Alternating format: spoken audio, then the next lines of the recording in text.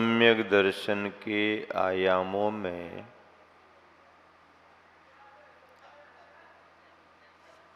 आज का दिन संभलने और संभालने का है।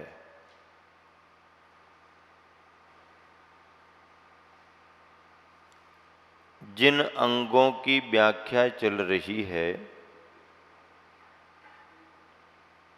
उन अंगों में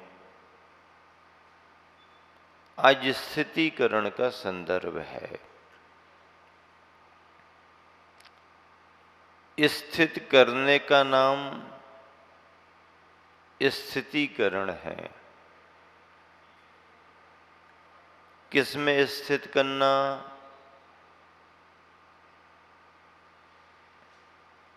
पूर्व स्थिति में स्थित करना।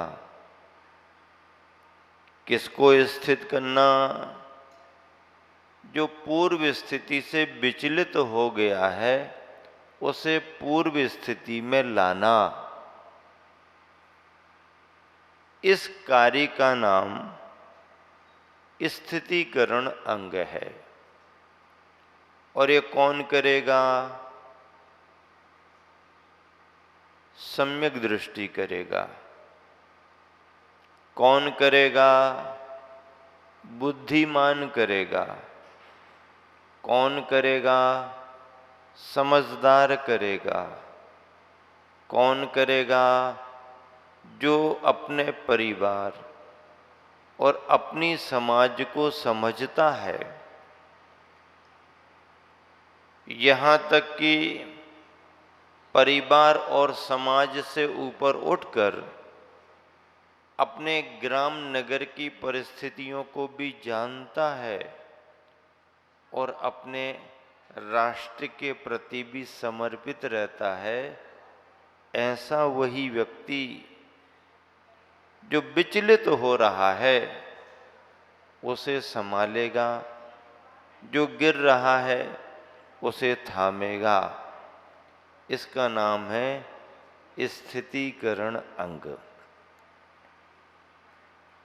बात बहुत अच्छी लगी।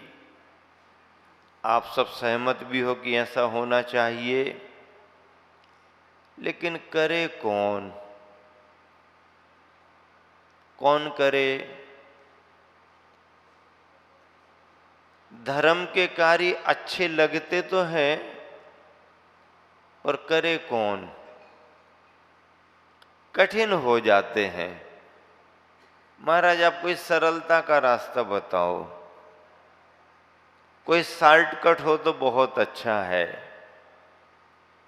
धर्म के मार्ग में आज तक ना कोई शॉर्टकट हुआ है और ना आगे कभी शॉर्टकट होगा। जिन्होंने मार्ग में कट लगाने की कोशिश करी है, जिन्होंने मुख्य मार्ग को शॉर्ट करना चाहा है, उन शॉर्ट करने वालों को बिजली के शॉर्ट जरूर लगे हैं। क्या लगे हैं? बिजली के करंट जरूर लगे हैं। क्या करता है? मार्ग में कोई कट नहीं होगा, मार्ग में कोई शॉर्ट नहीं होगा। नहीं, हम तो शॉर्ट कट निकालेंगे। निकाल के देखो, और शॉर्ट कट जिसने निकाला उसी को शॉर्ट लगे। अब जब शॉर्ट लगे तो अकल ठिकाने आ गई। अरे भैया झटके लग रहे। तुमने ऐसे काम ही किए कि तुम्हें झटके लगाने पड़ रहे हैं। शॉर्टकट की बात नहीं है, रास्ता रास्ता ही है। रास्ते को छोटा नहीं किया जा सकता। चलने वाले चल पाए ना चल पाए वो उनके ऊपर है। चलने वाला चलेगा और अच्छे से चलेगा तो पहुंच जाएगा। चलने वाला चल तो रहा है लेकिन अच्छे से नहीं चल रहा है, रुकावट के साथ चल रहा है, शिथिलता के साथ चल रहा है, तो फिर क्या होगा? फिर मार्ग कुछ नहीं करेगा। रास्ता तो तुम्हारे लिए उदासीन निमित्त है।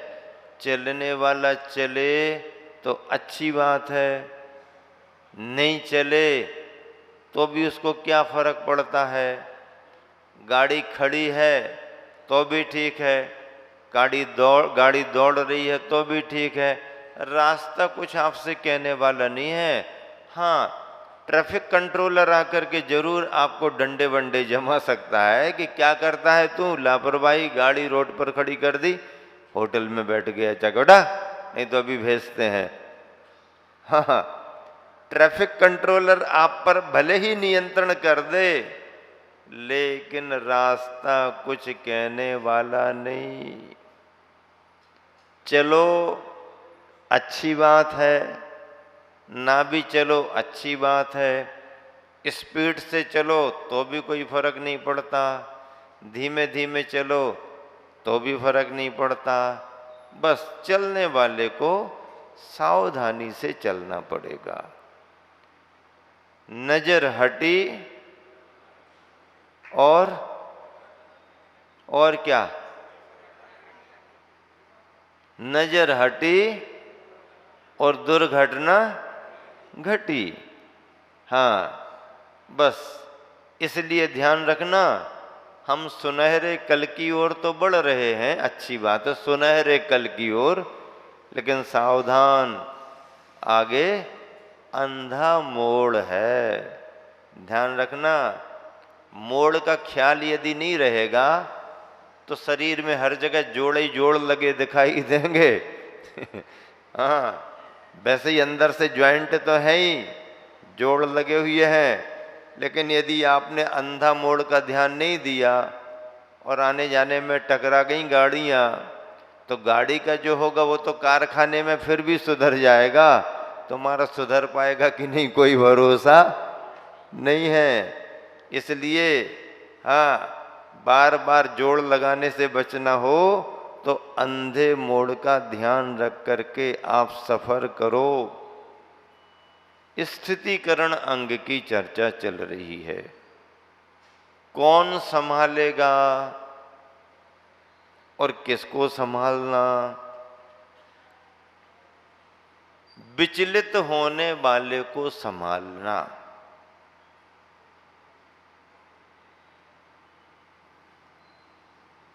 गिर रहा है जो उसे संभालना, छोड़ करके जाने को तैयार है उसे संभालना, और अपने जीवन से निराश होकर के जो मरने को तैयार हो रहा है उसे संभालना। पर कौन संभालेगा, कौन संभालेगा। हम संभालेंगे, हम करेंगे, हम करेंगे, हम करेंगे, ठीक है, बहुत अच्छी भावना है, पर जरा देख लो हिम्मत है कि नहीं है, कर सकते कि नहीं कर सकते, उतनी गंभीरता है कि नहीं है। हाँ, ये देखना पड़ेगा।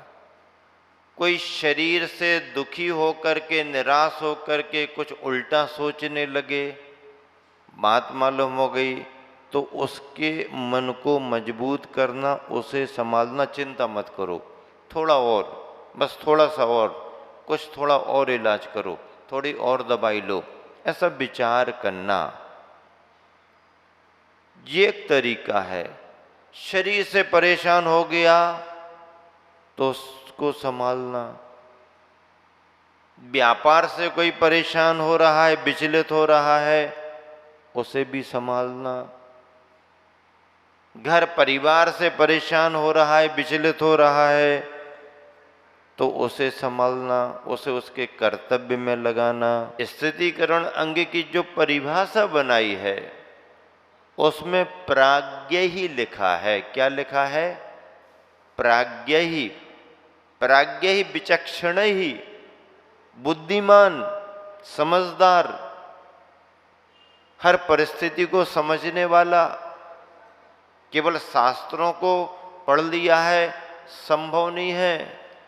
जब तक ज्ञान के साथ गंभीरता का अनुभव नहीं जुड़ेगा, वह न अपना भला कर सकता है और न दूसरे का भी भला कर सकता है। अनुभव होना चाहिए, एक्सपीरियंस। क्या समझे? हाँ, जल्दी नहीं आता। अक्कल की दाढ़ आने में 30-40 बरस लग जाते हैं। कितने लगते हैं? हाँ, चबाने के लिए दांत तो जल्दी मिल जाते हैं, लेकिन कैसे चबाना है इस अक्कल को आने के लिए अक्कल की दाढ़ को 30-40 बरस लग जाते हैं। क्या? चबाने के लिए तो जल्दी दांत मिल जाएंगे, लेकिन क्या चबाना, कैसा चबाना, किसको चबाना, और चबाने के बीच में स्वाद लेने वाली जीभ को कैसे बचाना। हाँ, चबाने के बीच में स्वाद लेने वाली जिह्वा को कैसे सुरक्षित रखना, बचाना, ये दांत आते ही साथ अकल नहीं आती। अकल कब आती है? जब तुम समय निकालोगे। हाँ, नई नई उम्र है, अभी अभी धंधा पानी करना शुरू किया है, मुश्किल हो जाती है। जरा बाहरी लोगों को देख के उस हवा में आ गए तो नए नए व्यापारी भी लंबी छलांग लगा देते हैं, और जरा ज्यादा ही लोभ में आकर के लंबी छलांग लगाई, फट्टा साफ। क्या? फट्टा साफ। अरे भैया, बड़ा धोखा हो गया। और करोड़पतियों को सड़क पर आते देखा है, हंसने वालों को रोते देखा है, व्यापार में लॉस हो गया। सावधानी से काम क्यों नहीं किया? पिता मना कर रहा था, बेटा ज्यादा हाथ मत पसारो, ज्यादा हाथ मत फैलाओ, ज्यादा लंबा काम मत करो। अरे तुम क्या जानते हो, चुप बैठो, तुम्हें क्या मालूम। भैया, तुम्हारे जैसी जवानी में भी हमने काम किया है, और ये बुढ़ापा जो हम देख रहे हैं ये भी तुमने देखा नहीं है। थोड़ा सा संभलो, जितनी पूंजी है उतना ही काम करो। नहीं नहीं, हम तो उठा लेंगे और लगा देंगे। उठाया मार्केट से और भावुकता में लगा दिया, पूंजी भी गई और जिनसे लिया उनका भी गया। परिवार उजड़ जाते हैं, दिवालिया हो जाता है। क्यों? उत्साह तो आ गया, लेकिन अक्कल की डांड अभी नहीं आई, ये परिणाम निकल गया। बूढ़े आदमी को हर जवान बूढ़ा ही समझने लगता है, और कई कई बार तो बेकार भी समझने लगता है, लेकिन मालूम नहीं है आपको। ठीक है, कहीं कहीं पर वृद्ध भी गलत हो सकता है, कहीं कहीं पर बूढ़े का डिसीजन भी गलत हो सकता है, लेकिन अनुभव तो उसी के पास मिलेगा। अनुभव तो उसी के पास मिलेगा जिसने समय अपना बिता दिया है। हाँ, कई बार नई उम्र के डिसीजन वृद्धावस्था में ख्याल आते हैं कि हमने डिसीजन गलत ले लिया, लेकिन उस समय समझाने वाले भी नहीं और समझने जैसी अपने पास बुद्धि भी नहीं। एक उम्र निकल जाती है, जो बच्चा अपने पिता की बात नहीं मानता है और पिता के कहने पर पिता को कुछ भी कह देता है, उस बेटे के लिए कौन सुधारता है? पिता तो अब सुधार नहीं पा रहा। पिता तो कह रहा है तो वो उल्टा पिता पर नाराज हो रहा है, तुम क्या समझते हो? अब इस बेटे को कौन सुधारेगा? इस बेटे को उसका बेटा सुधारेगा। क्या? इस बेटे को कौन सुधारेगा? अब जो आया है ना, जो बड़ा होता जा रहा है, ऐसे देखेगा दो ही आंखों से है? क्या कह रहे हो? ध्यान रखना, टोका टाकी नहीं करना हमसे है। अब इसको समझ में आ रहा, इतनी जोर से तो हम अपने पिताजी से नहीं बोले जितनी जोर से ये बोल रहा है। अब क्या करें? तो पिताजी को तो इसने शांत कर दिया था और वो तो अपने भगवान की माला फेरने लगे, भैया अब कितना समय बचा है, चलो ठीक है। लेकिन इस जवान बेटे को किसने ठीक कर दिया? आ गया ना कंट्रोलर। तब इसे मालूम चलता है कि हां,